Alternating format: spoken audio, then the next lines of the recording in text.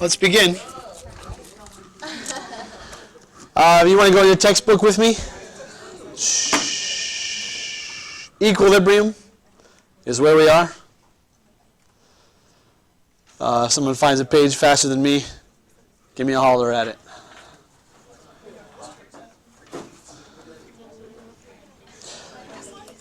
Page 276, please, friends. 276. Yep.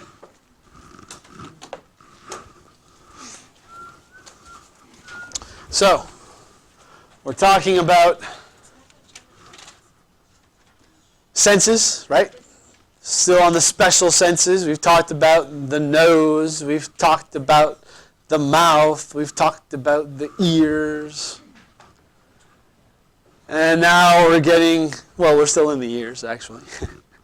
We're getting to the sense of equilibrium. We talked about vision. That's where I left you the last time. I apologize for not seeing you for a couple of days. My daughter is sick and still is sick. She's had the stomach pain, nausea, only vomited once, but just not well every morning. By the afternoon, evening, she seems to be fine, but then the next morning, boom, again. So anyway, we went yesterday, and we're not really sure what's going on, to be honest. So we'll see. She's not at school today. She's home with my dad. So, who is not trying to call me. So, equilibrium is what we're going to talk about today. So let's talk about it. Static versus dynamic. So let's first talk about the difference. What's the difference between static and dynamic equilibrium? Because by this point, you guys have read this chapter. You've done the practice questions. Yesterday, you did some review questions, right? That I'm not going to collect today because I realized we were out at the play until 11:30 last night. Okay? But I do expect that you got most of them done. You had a whole class period to work on them, right, Andrew? Tons of time, right? Next time you need to let me know if you change seats or an ask, right? Because I marked you absent because I didn't know you were there. I did. Okay? So, what's the difference? Static, dynamic. What do you think, Kim? Yeah. Sure. One is motion, and while you're in motion, which would be which one? Dynamic, right? And static means standing still, right? I mean, right now you all have to have some sort of balance, some sort of equilibrium, right? Now, someone like Kate back there, she's like leaning on all of her. So, I mean, she's pretty well stable. She could fall asleep right there, and it's probably why she's in that position, right? Which is I would like to be too. But versus let's say I'm trying to find some of you who's not leaning here. Everybody's leaning on something. Here we go. Hannah's not leaning. She's leaning back on her chair a little bit. But she's still in that upright position, right? But she's static. She's not moving, right? Stand up for me. Do this. Stand up. Stand up. Stand up. So you're not touching anything. So you're not leaning on the desk. The chair's not behind you. Not touching anything. I want you to stand perfectly still. Don't move. Don't move. Try. Don't move. Perfectly still. Don't move. Don't move. Don't move. Don't move. Can you not move? Now try this. Close your eyes. Don't move. Don't move. Do you feel you move more with your eyes open or eyes closed? Closed. More, definitely. Right? Good. Have a seat. Are you comfortable what you were just doing is static equilibrium? You're not moving, right? You're not up bouncing a basketball or running. You're holding position. But yet, Tommy, you still move, right? There's little tiny adjustments your body does 1,000 times a minute without even you knowing it to keep you standing. That's why we kind of shift our weight, and we do here, and we go back. If you were to like video me on fast forward it, I'd be like all over the place, right? Even if I'm just standing here, you're swaying, you're moving, you're bouncing. That's your static equilibrium. The main thing that does that helps you understand where you are in space, is this lovely piece right here. If you remember where this is back in our inner ear. Right? And we're talking about the utricle, this little piece right in here, right? It's kind of, sorry, not the nutricle, the macule. This guy right here. That is kind of in that in-between spot, right? It's not here in the cochlea. It's not here in the semicircular canals. It's kind of in that vestibule, that in-between spot, right? And what does it do? It literally is a bunch of little rocks. They call them otoliths, which is a fancy Latin name for rocks. Like you literally have rocks in your head. And they're encased in this blob that we call the macule, or the macula. And when you move your head, I'm talking about like things like this, like kind of a nodding motion, okay? It senses that movement. These guys shift places. And you see that that blob is attached to these little hair cells, and that sends signals to your brain to say, hey, wait, my head is moving. Things are not totally straight, and your body makes these little adjustments, little corrections, if you would. Yes, ma'am? What is vertigo? Do you feel like you're spinning all the time? Right. So now that's usually dealing more with the semicircular canals, but they have the same job. The semicircular canal, you have this little piece that sticks up here, right inside the canal. You can see this nice diagram here, right? So there's a little piece that sticks up there, that ampulla of the crista ampularis. This guy right here, oh, come on, make your change. Okay, and you see it's attached to the nerve cells, right? So remember, these tubes are filled with fluid. So when I turn my head this way, the fluid that's in that semicircular canal that's in the X plane turns, right? And that sends a signal down there to my brain to say, hey, your head's turning. To keep me balanced, keep me upright. So when we spin you around like 50 times in Spirit Week and then try and make you walk straight, what's happened is you've gotten that fluid turning and moving, and then you stop moving, but the fluid keeps going. And it makes you off balance, right? It's good. It's good. Like 2 steps, boom. Oof. That's tough. Ouch. That's okay. That's so Not funny. But if you're talking about vertigo, Kate, with like just you haven't been moving, but yet you still are not feeling right, that can just be that the signals are being sent to the brain consistently or it's interpreting it wrong. How many of you ever gotten seasick before? Like on a ship? Or car sick is another great example. Okay? What's happening there is your brain is getting mixed signals. Okay? Your eyes make it look like you're really not moving. But your inner ear, your equilibrium is sensing that, oh man, I'm definitely moving. And the brain gets freaked out. It's like, well, am I moving or am I not? I don't know what to do, so let me make you sick. Because then that'll let you know, hey, something is wrong. I'm getting mixed signals here. Are you with me? So yeah, that's why they tell you if you're ever seasick, go stand on the deck and look like right at the horizon, try and get it so you're not moving, because the ship does move a little bit, You're trying to fix your gaze onto a point that doesn't move. All right? So are you with me here?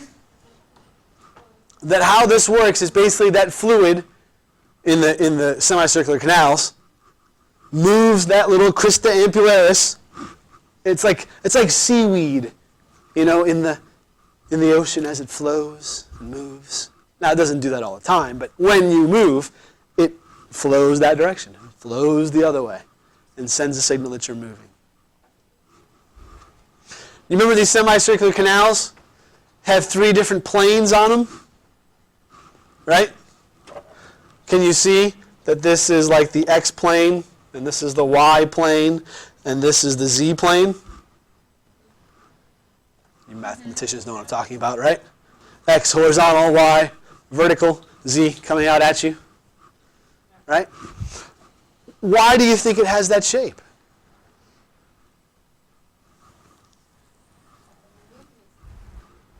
All the movements we do, what? Are in those 3 planes, right? So we want our brain to be able to sense movement in any of the three directions, up and down, side to side, back and forth. Yeah, that's absolutely correct. If we would have been created on a place where we could go in 10 different planes, or maybe we'd have 10 different directions for our semicircular canals. It'd be kind of funky looking, but maybe. Who knows? Does that make sense? Because we can move in these three planes, we need sensors that can sense in those three planes. Sounds like a good test question, doesn't it? I think so. All right. Questions on that equilibrium? Going back here, static versus dynamic, what structures are involved? We just talked about that. Why do they have the shape they have? Just talked about that, right? How does it work? How does the equilibrium work, right? Well, that's your body trying to maintain that position, getting the feedback from those semicircular canals or from the matricle, and knowing where you are in space. You're comfortable that some of us are better at this than others? That coordination, that balance piece is something you can test, something you can improve on. That's what's so impressive. If ever you watch some of these professional athletes, like really watch them closely, they are just so incredibly coordinated and balanced. You know? You have these guys, those big round balls, like the big balance balls, exercise balls. You have people that can stand on top of those things and shoot a basket or swing a golf club. And it's not a big deal. Oh yeah, I can do that. Sure, no problem. Whereas, I would break my neck if I tried something like that. Quite impressive. Questions about equilibrium?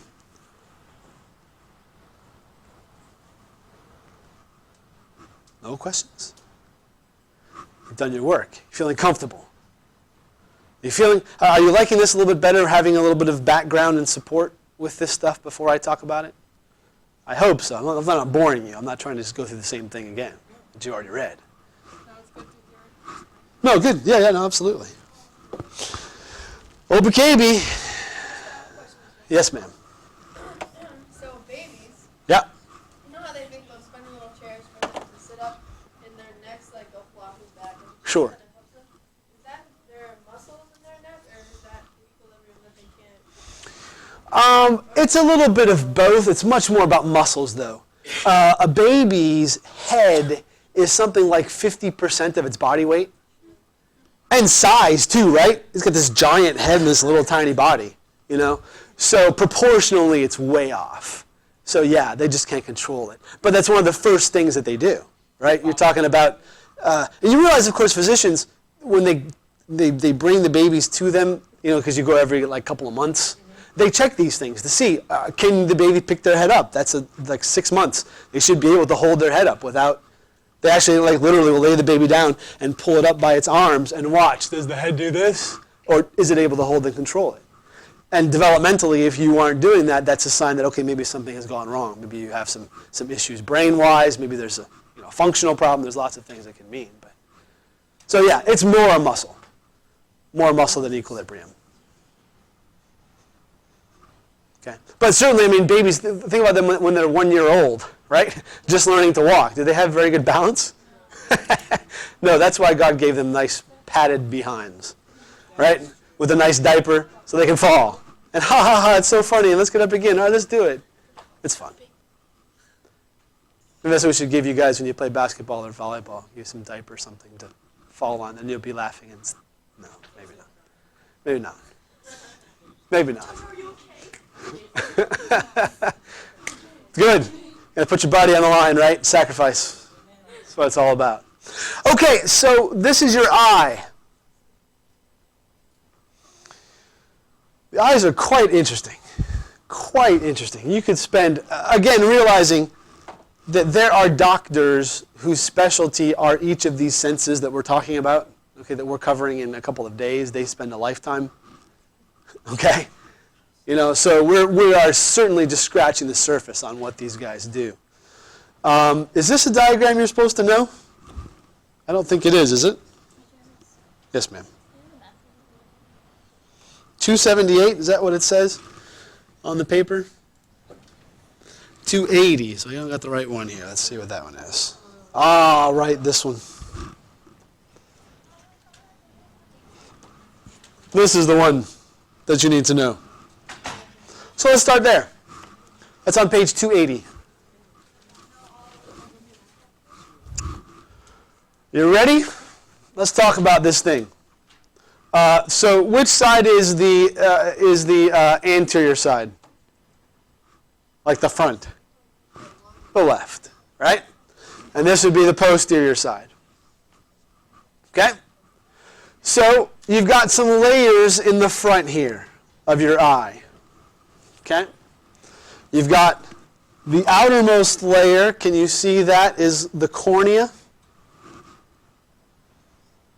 You with me? The super outermost layer here, right? Moving in from the cornea, you've got this space here, right? This aqueous humor. What does humor mean? Does anyone know?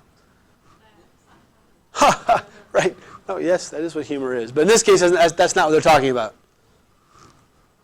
It means liquid, is what it means. Yeah. It's a Latin word. Okay? So yeah, that's saying this is a very liquidy type stuff here. Where if you take that aqueous humor here and compare it to the vitreous humor, what's the difference? Yeah, one is absolutely like jelly. Who said that? Yeah, it's beautiful. Yeah, I always think of Shrek. Oh, I'm going to squeeze the jelly from your eyes. Very good on toast. Wow, you guys are hard, man. This is a tough life today. I thought that was worth a little laugh. Yeah, so that's the inside of your eyes is not liquidy. It's very much like a jelly. But in this front part here is where that aqueous humor, that more watery, waterish type humor is. Okay? Moving in, we keep moving in. Now we get to this thing called the iris. Okay? And the iris is really what you think of when you think of eyes. Right? If you look, well, it's kind of showing it there. But the color of your eye, that's what we're talking about. That's your iris. It is. Mm-hmm. Yeah. The iris is the part that opens and closes, right? Are you with me? It's like the shutter on your camera. You know, I don't know if you guys ever use those real cameras anymore. Everyone just uses their phone. But the one that, if you can actually see the shutter closing and opening, okay, that is what the iris does. So what's the point of that? Like, why do we have one of these on our eyes? Protection, sure, from what? The sun, okay. Give me more details. Light in general, like right now. Is there a lot of light in this room? There's not. So if you looked at each other's eyes right now, what would you see? Big pupils. Understand the pupil is not anything. There is nothing that is a pupil. The pupil is just the amount of opening the iris has. There's actually nothing there. It's the hole that lets the light go through. That's creepy. Are you with me? So when you look at someone, look at your partner next to you. Look. This is what you have to look over here and look at Christy since your partner has deserted you. Okay? You see the iris, right? You see the colored part? Okay? Well, you guys got some lights coming in. Yours are definitely smaller. You guys, then if you come back here and look at these guys, they've got big ones right now. Does that make sense? I'm going to turn the lights on now. See if it makes a difference.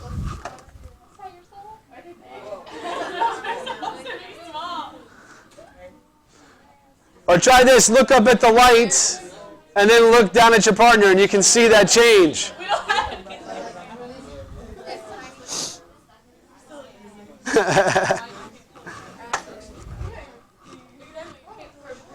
Good. All right, shh, come back to me. Shh. So, a beam of light coming from the outside is going to first go through the cornea, this transparent outer edge, right? From the cornea, it's going to go where? Aqueous humor, right? That's this. I'm sorry? It's basically just giving the eye shape. That's basically what it's doing. Okay? From there, it's going to pass through the pupil that is in the iris, right? The pupil just being the hole. There is no such actual structure as a pupil. It's just how big your iris, how much it's dilated or gotten smaller. And then from there, you're going to pass into the lens. This guy right here. And the lens is way cool. They show you this on page 282 in your textbook. They talk about this. How this works. Oh, by the way, here's a nice close-up of that iris.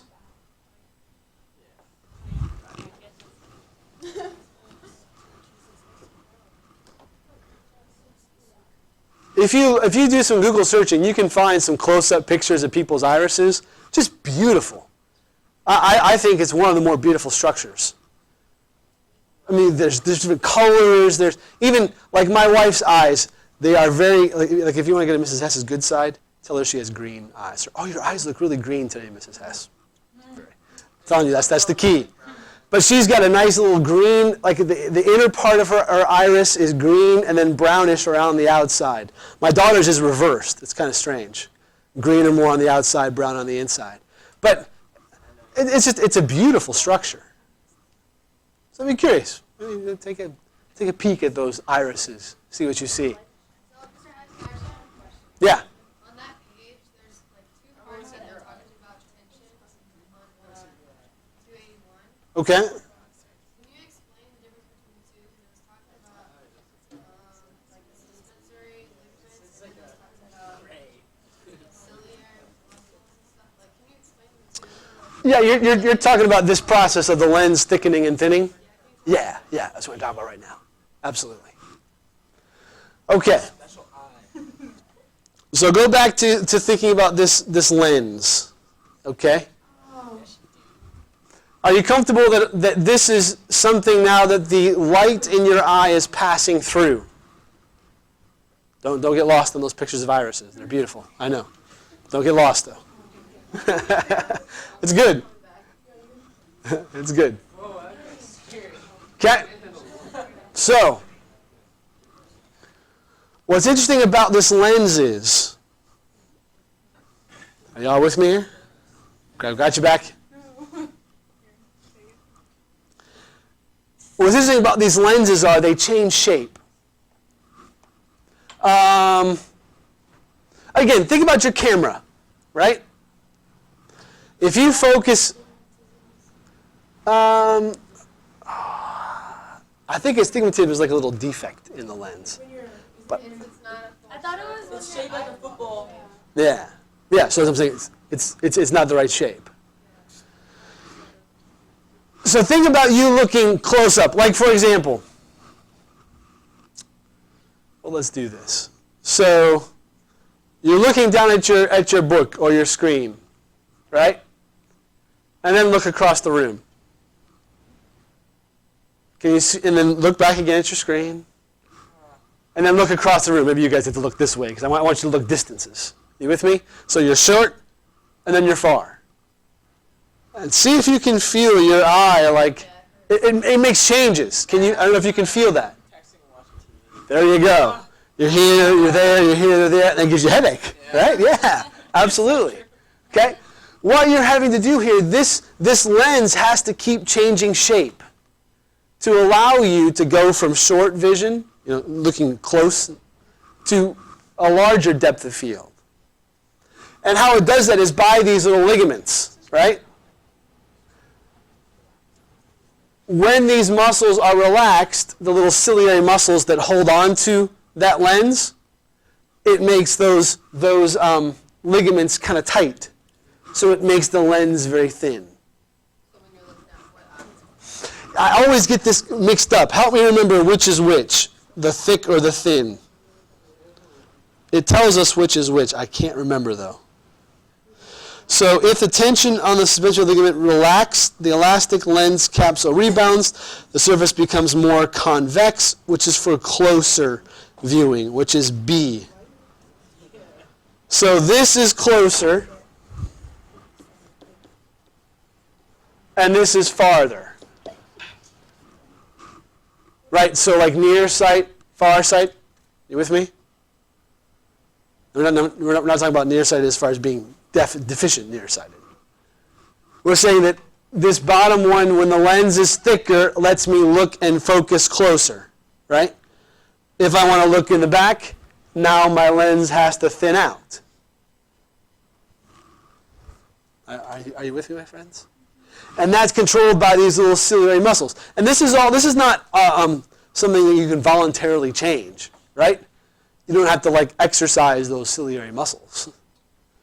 This is something that's automatic. If you do exercise them, do they like physically? Yeah, I don't know. I don't know. It's a good question. To like purposely do what Tommy is doing here, there, here. I don't know. Yeah.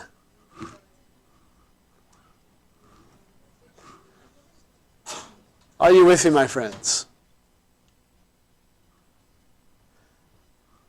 The whole point of this changing of the lens, is so that you can get the light to hit the back of your eye.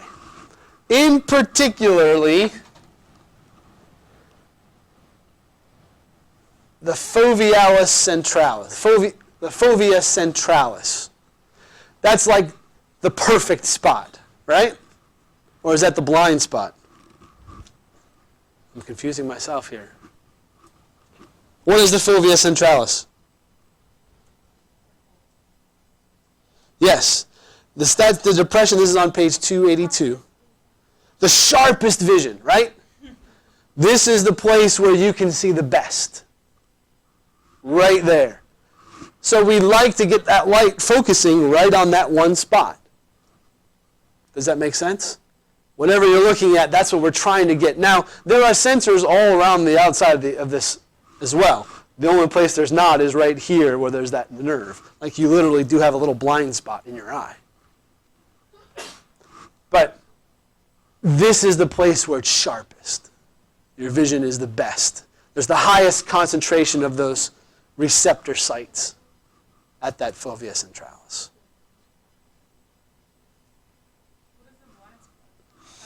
So the blind spot is actually just where the nerve is attached. How come you can't see it? That's a fantastic question. What happens is your eye moves to try and keep light from hitting that spot right at one all the time. If you really were to sit and, it's tough to do on someone else or on yourself, but on someone else you can do it. If you have them look at one point, the eyes really truthfully do move just a little bit, even when they're focused on one point. Try it, see if you can see it with your partner next to you. Looking at one point in particular, and watch their eyes. Give me just look Yeah. at that dog. Okay, just look at that. I can't tell anything. Your eyes are And they do move just a little bit. So, Tommy, there's that. Come back to me, my friends. Come back to me. Shh. They do move that little bit to try and avoid. It hurts, doesn't it? Like it feels weird to hold just that one spot. So that movement helps compensate. Shh. But also, that's why you have both of these eyes. That stereo vision, getting the two visions that are combined into one image, helps to eliminate some of those things. Yes, ma'am? When you go to the eye doctor and they take a picture of your eye, Yep. are they, you know, you have that lines thing for a second, like if it shoots the light right in your eye and then you like can't see for a second? Sure. That's because it's hitting the nerve? No, basically, the point of that is they're shooting a really bright light directly into here. And so it just stimulates all of these receptors all at one time and just is like an overload. And then you blink and you blink and you can get it to go away.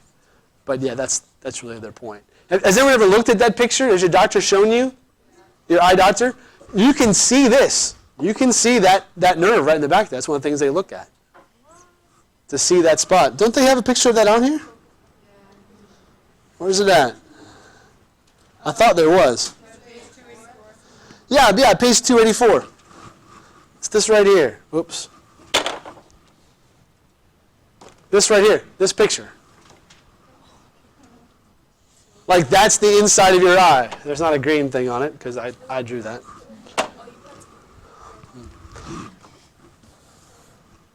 But yeah, that's that green. So the arrow here is pointing at what?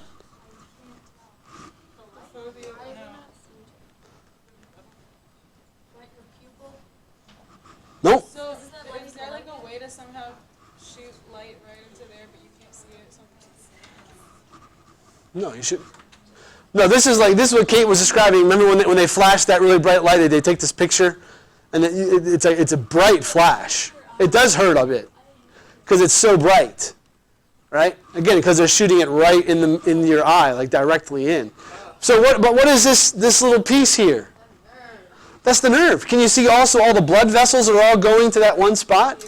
Yeah, that's like the entrance and exit from the eye. Everything goes. That's the picture they're trying to take right there? Yeah, they want to take a look to see that. Because how this looks tells them a lot of things. I'm not an eye doctor, so I can't tell you much about it. But yeah, they can see changes, they can see health of the eye. Well, you know how blind people sometimes, like their eyes, like you can tell they're blind by their eyes look wise? I truthfully don't know. I'm trying to get, my eye doctor had agreed, I asked her a long time ago to come and talk to you all, but we haven't been able to work out a date to get her here to see you. So, yeah, we could do that too. Yeah. Still trying to get your dad. I'm trying to get together with your dad. Trying to get a hold of him. Yeah, I want to get down there. That's what we're trying to get to do still. But we'll see if it happens. Yeah. He works out in Morocco now, though, so.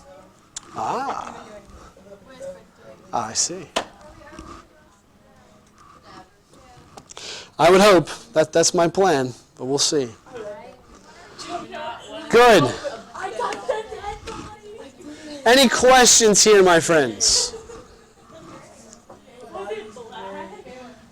Shh. Any questions?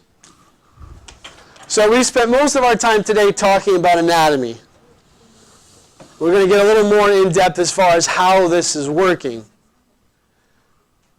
But could we go through again from the process? Remember on your sheet, one of the things you're supposed to know is be able to follow a beam of light through the eye structures to the brain. So let's see if we can do that. So it first comes through what? The light. What's the first eye structure it passes through? The cornea. Okay, cataracts, you all have heard of cataracts? That's where this cornea, it becomes untransparent. It is, the very, very, very outside part. The white part, actually, they call that the sclera, the whites of your eyes. We're talking about right in the very center of your eye, where the cornea is. So through the cornea... Oh, I scratched my cornea. Yeah, so that's not good. Not good. Sore. Okay, what's next? After the cornea, what comes next? Aqueous humor, right? It's going through that liquid. Then where? It goes through the pupil, which is part of the iris. The iris is actually what you're going through. The pupil is just a hole. Okay, there is nothing there. Even though it looks like there's something there, there really isn't. How many of you had your eyes dilated at the eye doctor? Right, and your pupils are humongous. That's on purpose because they want to be able to see back in there. They want to see what's going on. Then you got to wear those cool glasses. Yeah, those are my favorite. Yeah, you look stylish in those guys. Okay, so through the aqueous humor, pupil, iris, what comes next? Through the lens. Lens focuses the light. Where does it go next? Well, not quite there yet. Like in other words, we went here, then we went there, then we went here, We went there. Now where to? Right, through the vitreous humor, right?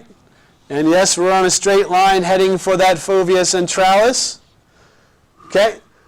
There are receptors. We'll talk about that tomorrow, how that all works. But the receptors will be there to the rods and cones to get that light. And then where does it go from there? Down into that optic nerve, right? Up the optic chiasma, right? The crossing of those optic nerves into what part of your brain? Which part of your brain does vision? The occipital, which is kind of funny, isn't it? That it's that far away from your eyes. Kind of strange, but that's because we do all of our thinking up here. Too much thinking. We need more brain for thinking here. So vision back here. Anyway. Sounds like, again, a very decent test question, doesn't it? I think it does. Good. Tracing. Much thinking up here. That's why it's here. No. Following a beam of light. That's what I'm talking about. Okay. Tomorrow, if you... Shh. You got your attention, please? If you are not yet comfortable with how the eye works, that's what we're going to talk about tomorrow. So make sure you read about the rods and cones. Make sure you understand that functional process. That's what we're going to spend some time on tomorrow. Tuesday. Did she not tell you yesterday? No. Tuesday. Tuesday will be the test. Open KB. Cats are not here yet. Hopefully soon, though. Okay, friends. Adios.